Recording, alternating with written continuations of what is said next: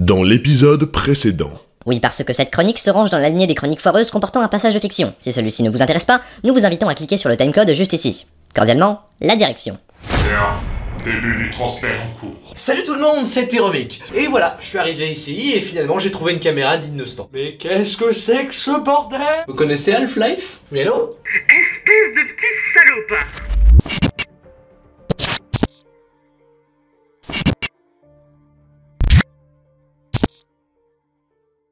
Bon, reprenons. Je peux savoir ce que tu fous dans ma poubelle? Et moi je peux savoir comment est-ce que tu as eu mon numéro. Oh, c'est le prof qui me l'a donné.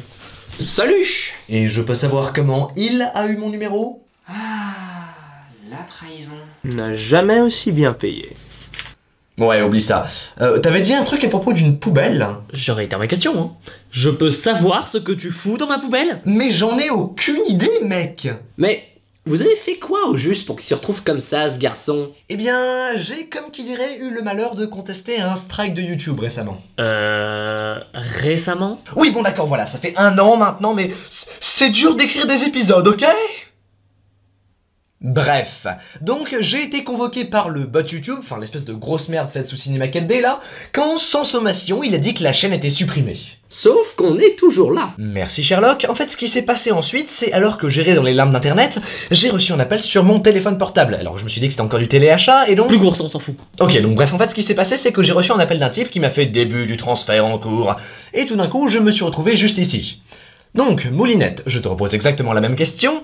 Est-ce que t'as une explication à tout ce bordel là? J'ai bien une théorie, mais il va me falloir un petit peu de temps pour confirmer quoi que ce soit. Très bien, et moi pendant ce temps, qu'est-ce que je fais? Tu t'es plutôt bien débrouillé avec Half-Life. J'ai supprimé quelques animés putassiers récemment. Si t'es bien dans ma poubelle, tu devrais pouvoir les trouver sans encombre.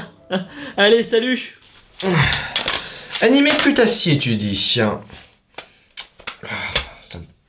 Oh, Destios.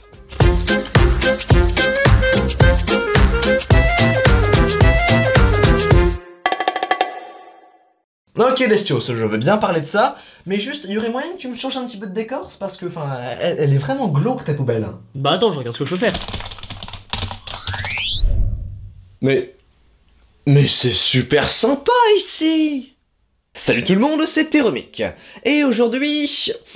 je suis très embêté. J'ai très envie de vous parler de quelque chose, mais je sais que je ne me ferai pas que des amis en parlant. Vous l'aurez sûrement remarqué depuis le début de cette émission, j'ai tendance à plus parler de choses que j'apprécie. La raison à cela est que c'est tout simplement plus agréable pour moi, et que je préfère prendre 10 minutes de votre temps, 10 minutes, pour vous présenter quelque chose de bon plutôt que pour défoncer quelque chose de mauvais. Sauf qu'aujourd'hui... c'est plus compliqué que ça. Disons que j'ai envie d'aborder un sujet très gros et très large, mais en prenant des animés sur lesquels j'ai un avis très tranché.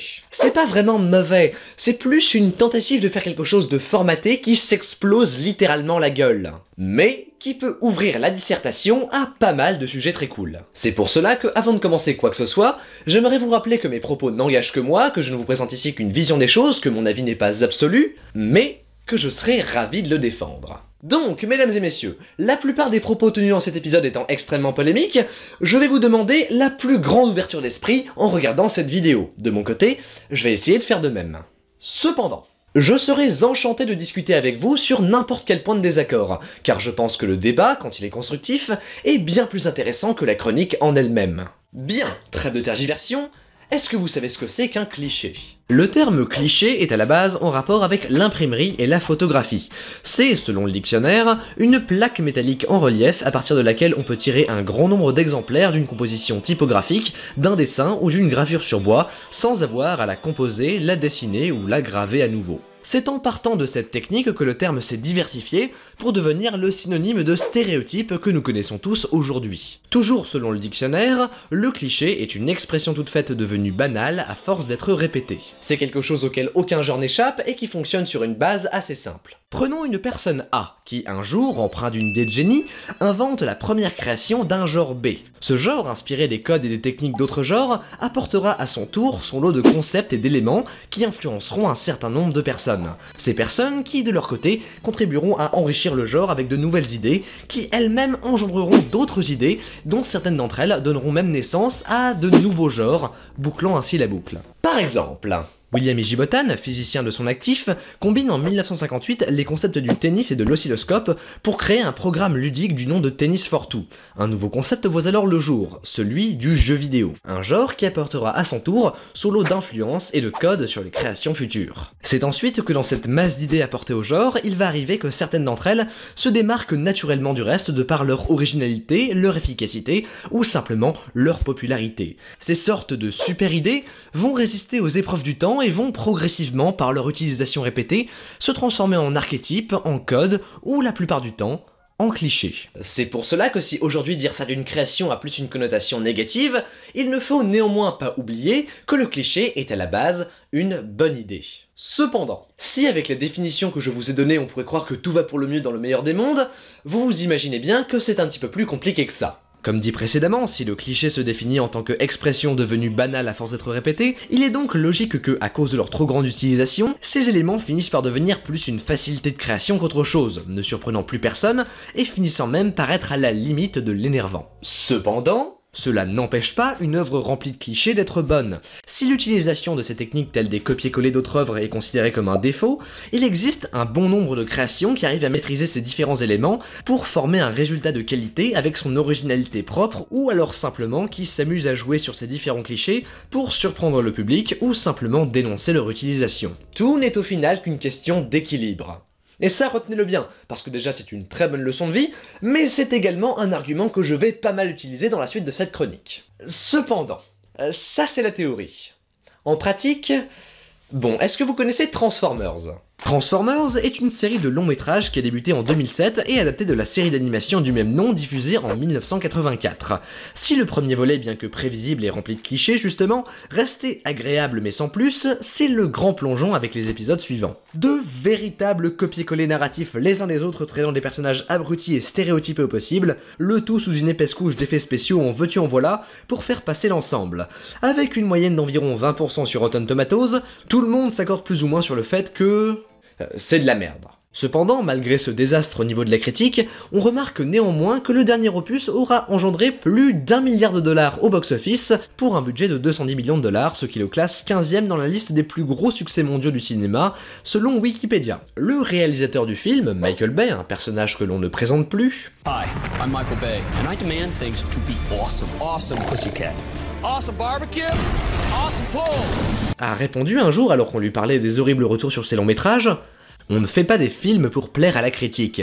J'ai fait 4 films et des millions de gens ont payé pour aller les voir. Ça prouve bien qu'il y a des gens qui aiment ce que je fais. Et même si j'aurais plein de choses à dire là-dessus si l'émission parlait de cinéma, je dois admettre que pour une fois, Michael Bay n'a pas complètement tort. C'est un phénomène que l'on remarque très souvent dans l'industrie de produits culturels en général, que ce soit dans le cinéma, le jeu vidéo ou même les animés. Qu'une production pourtant huée et démontée par la critique soit un véritable succès commercial. Et dans une industrie où le profit est et reste la première préoccupation des studios de production, c'est sans surprise que l'on voit ces créations pourtant d'une qualité toute relative enchaîner suite sur suite. Comme Transformers et ses 5 volets. Mais putain, c'est presque autant que le Seigneur des Anneaux. Mais bon, encore quelques réals pourris qui font des mauvais films dans leur coin, ça fait de mal à personne. Sauf que là où ça devient vraiment un problème, c'est quand les studios eux-mêmes vont commencer à adapter, à financer ou même à produire des créations volontairement mauvaises, mais misant sur un succès sur le court terme dans le seul et unique but assumé de capitaliser un maximum dessus, sans la moindre intention artistique derrière. Ce qui donne rarement des bonnes choses. Et ça vaut absolument pour tous les domaines de création, que ça soit le cinéma, les bouquins, les jeux vidéo ou l'animation. Et là, on ressent le propos.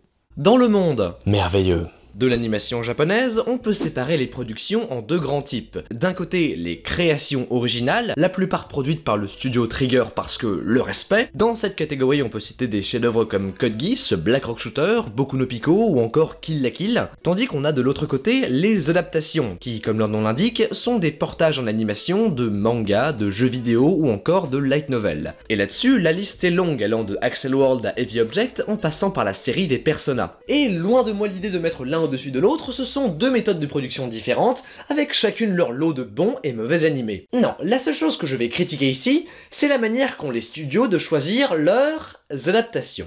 Lorsqu'on regarde la liste des animés sortant en ce moment, on remarque que la grande majorité des sorties sont des adaptations de quelque chose d'autre. Cela est facilement explicable par le fait que... c'est quand même vachement plus simple. En adaptant quelque chose, on s'évite tout un tas de problèmes comme par exemple inventer l'histoire, et surtout on s'assure une base de revenus venant des fans de l'œuvre originale. En clair, en adaptant, on prend moins de risques. Ce qui veut pas dire qu'il n'y a aucun risque non plus, hein.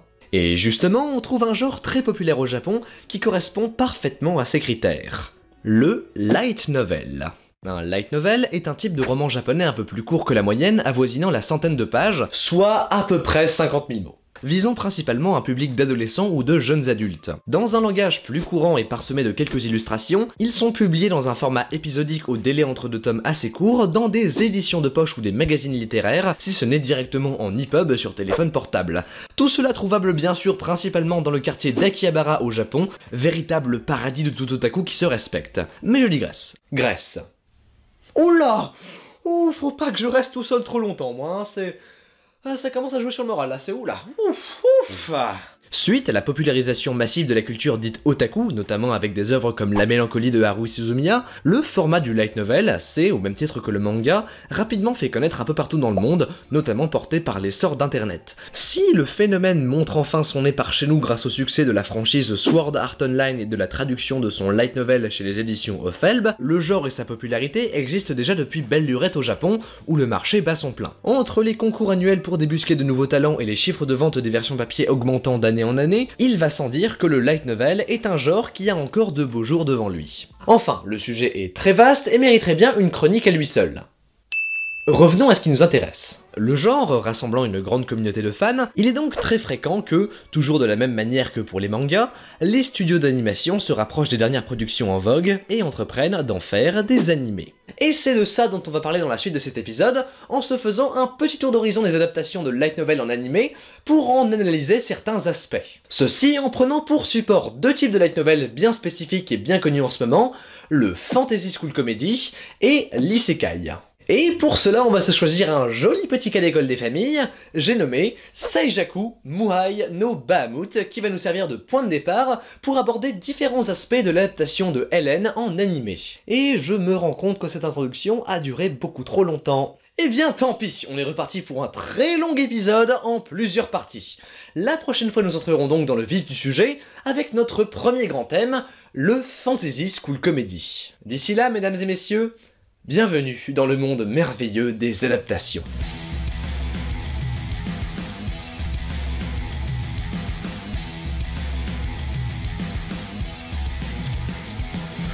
Merci beaucoup d'avoir regardé cette première partie de Disserte 13, j'espère que ça vous a plu. Si c'est le cas, n'hésitez pas à mettre un pouce comme ceci, sinon celui-là fera très bien l'affaire. Si jamais ce que je fais vous intéresse et que vous en voulez plus, alors n'hésitez pas à vous abonner en cliquant juste ici, et surtout à partager la vidéo autour de vous, c'est le plus important et c'est ce qui aide la chaîne à grandir.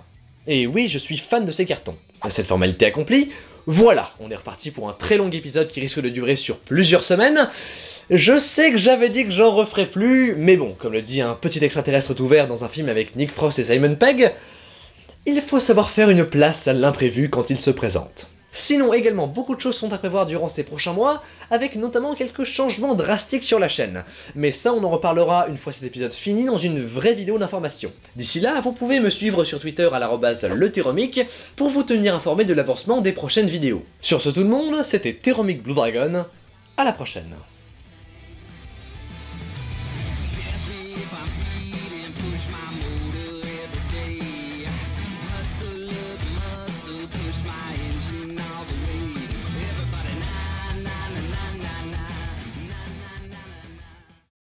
Dites, y'a que moi qui le sens mal cet épisode?